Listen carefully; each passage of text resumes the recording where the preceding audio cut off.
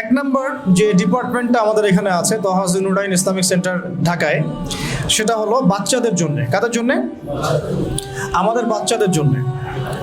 আমাদের বাচ্চাদের মধ্যে দুটো অংশ আছে, একটু বোঝার চেষ্টা করি অংশটুকু, এটাই লাস্ট পার্ট। আমাদের বাচ্চাদের মধ্যে দুটো অংশ আছে। একটা অংশ হচ্ছে আমাদের অনেক বাচ্চা শুরু থেকেই মাদ্রাসায় পড়ে, ঠিক আছে?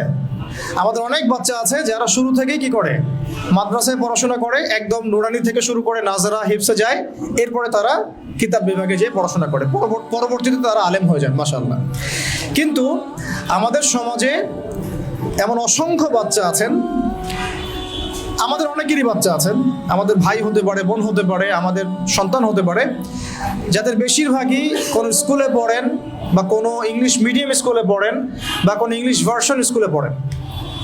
এই তো, হয় কোনো প্রাইমারি স্কুলে পড়েন বা হাই স্কুলে পড়েন, বা কোনো ইংলিশ মিডিয়াম স্কুলে পড়েন, অথবা ইংলিশ ভার্সন কোনো ইংলিশ স্কুলে পড়েন।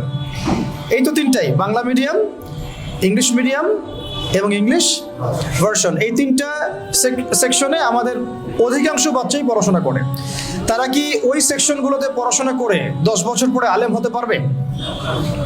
উত্তর দেন। তারা কি আলেম হতে পারবে? ইভেন তারা কি আল কোরআনের বিশুদ্ধ তিলাওয়াতটুকু শিখবে নিশ্চিতভাবে বলা যায়?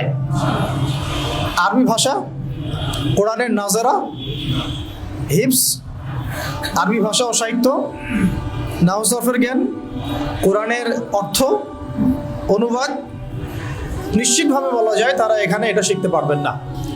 তাহলে আমরা যদি চাই জেনারেল শিক্ষিত দিনী ভাই বোনরা, আমরা যারা পিতামাতা আছি, আমরা যদি চাই যে আমাদের বাচ্চাদেরকে এই স্কুলগুলোতে পড়ানোর পাশাপাশি আমি ওকে পার্ট টাইম কোরআন শেখাবো, হিফজ করাবো, আরবি শেখাবো এবং ইসলামের বেসিক ফান্ডামেন্টাল যে জ্ঞান এটা তাকে আমি শেখাবো, তাহলে তহাজুল নুরাইন ইসলামিক সেন্টার হতে পারে আপনার বাচ্চার জন্য একটা আদর্শ প্রতিষ্ঠান ইনশাআল্লাহ।